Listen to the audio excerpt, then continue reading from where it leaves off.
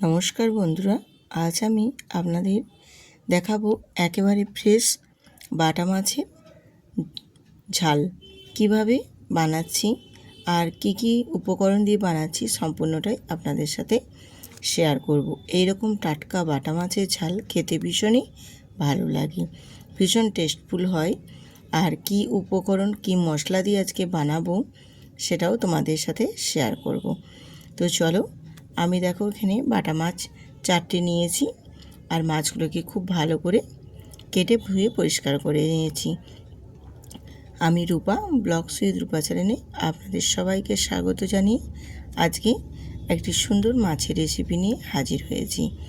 তো এই বাটা মাছ খেতে কিন্তু ভীষণ ভালো লাগে। বাটা মাছটা খুবই ছোট, অনেকে কাটা ভয়ে খেতে চায় না, কিন্তু এই রকম বাটা মাছের স্বাদ ভীষণ সুন্দর হয়। আবার যদি টাটকা হয় তাহলে তো আরোই ভীষণই ভালো লাগে। আমি মাছগুলোকে একটু নুন হলুদ অল্প একটু তেল দিয়ে ভালো করে ম্যারিনেট করে নিচ্ছি। এইভাবে ম্যারিনেট করে আমি এটাকে রেখে দেব কিছুক্ষণের জন্য রেস্টে। এইভাবে মাছটা ম্যারিনেট করে রেখে দিলে মাছগুলো ভেজে নেওয়ার সময় ভীষণ সুবিধা হবে, এই কারণে মাছগুলোকে ম্যারিনেট করে রেখে দিলাম। এরপর আমি মশলা হিসেবে যেটা ব্যবহার করছি সেটাও তোমাদের দেখিয়ে দিচ্ছি। এখানে আমি মশলা নিচ্ছি, দেখো ছোট চামচে 3 চামচ নিয়েছি এখানে সাদা সর্ষে, আর নিচ্ছি এখানে সাদা তিল 2 চামচ, আর দিচ্ছি 1 চামচ পোস্ত। আর এই মশলার সাথে এখানে আমি নিয়ে নিচ্ছি 3টে কাঁচা লঙ্কা দিয়ে খুব ভালো করে আমি মশলাটা বেটে রেডি করে নেব।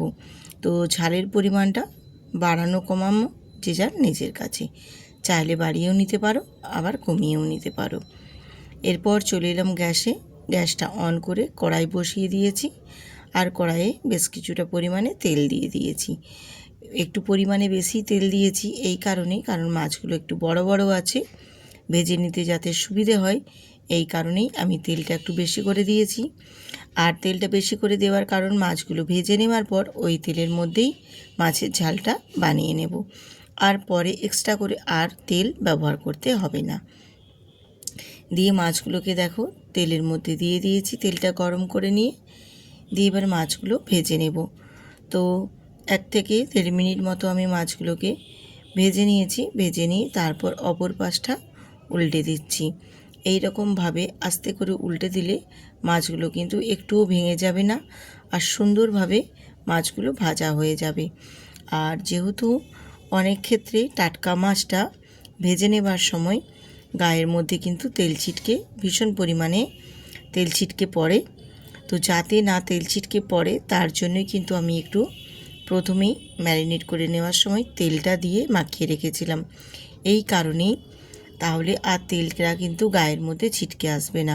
যতই টাটকা মাছ হোক, মানে একেবারে ফ্রেশ পুকুর থেকে ধরে নিয়ে এসেই তুমি যদি সেই মাছটাও ভাজো না তাহলেও কিন্তু গায়ের মধ্যে ছিটকে পড়বে না, যদি অল্প একটু তেল দিয়ে ম্যারিনেট করে রেখে দেওয়া হয়। তো তোমাদের সঙ্গে কথা বলতে বলতে দেখো মাছগুলো বেশ সুন্দরভাবে ভাজা হয়ে গেছে, একটু লাল লাল করে ভেজে নিয়েছি। এবারে মাছগুলোকে তুলে নিচ্ছি। তো আমি যেভাবে কড়া করে মাছগুলো ভেজেছি লাল লাল করে, তোমরা চাইলে আরেকটু হালকা করেও ভেজে নিতে পারো। তো আমি একটু লাল করেই বেশি ভেজেছি আর কি। এবারে ওই তেলের মধ্যে দিয়ে দিলাম আমি একটা বড় সাইজের পেঁয়াজের কুচো। এই মাছের ঝালের রেসিপির ক্ষেত্রে পেঁয়াজটা কিন্তু বেশ ভালো লাগে খেতে। পেঁয়াজটা যত একটু বেশি থাকবে মাছের ঝালটা বানানো যেমনি ভালো হবে, খেতেও কিন্তু খুব টেস্টি হবে। পেঁয়াজটা একটু লাল লাল করে হালকা ব্রাউন কালার করে ভেজে নেওয়ার পর আমি এর মধ্যে হলুদের গুঁড়ো আর কাশ্মীরি লঙ্কার গুঁড়ো কালারের জন্য দিয়ে দিলাম, যাতে করে কালারটা ভীষণ সুন্দর আসে।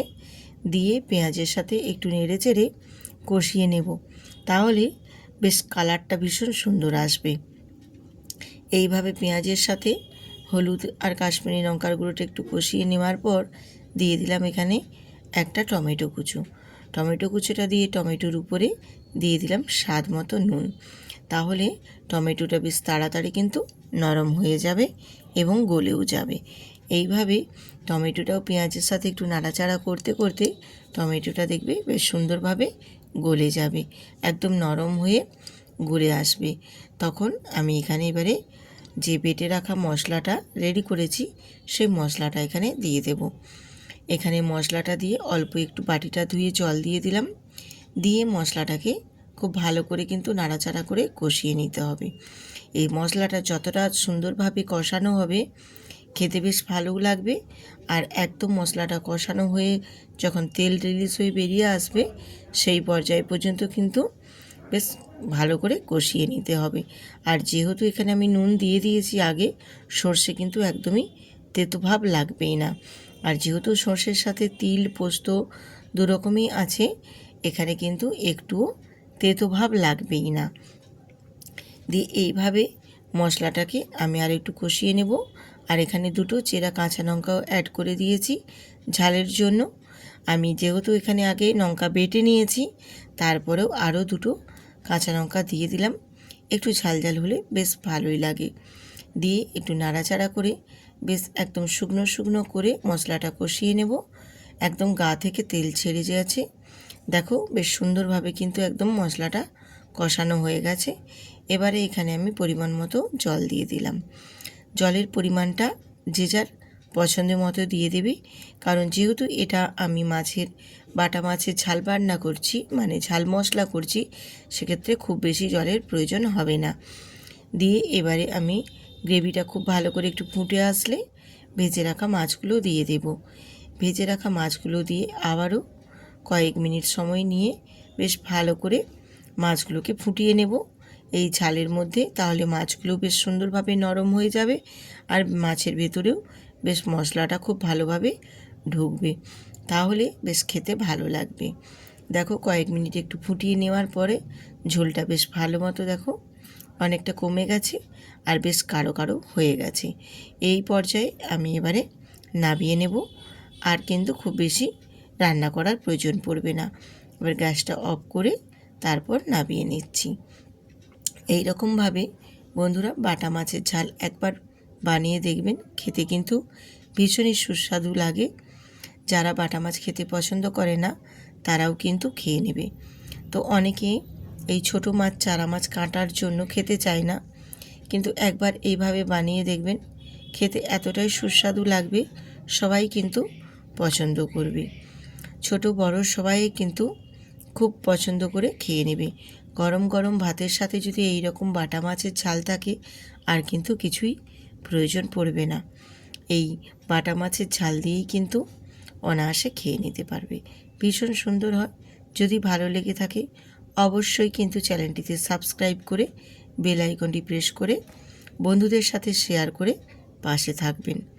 আবার আসবো এই রকম নিত্য নতুন আরও সুন্দর সুন্দর রেসিপি নিয়ে আপনাদের মাঝে। ততক্ষণ আপনারা সবাই সুস্থ থাকুন, ভালো থাকুন। নিত্য নতুন রেসিপি পেতে চ্যানেলটি সাবস্ক্রাইব করে বেল আইকনটি প্রেস করে রাখবেন। নতুন নতুন বন্ধুদের সাবস্ক্রাইব করতে আবারও মনে করিয়ে দিলাম। তো ভালো থাকুন। এইখানে আজকে শেষ করছি। আবার দেখা হবে পরের ভিডিওতে।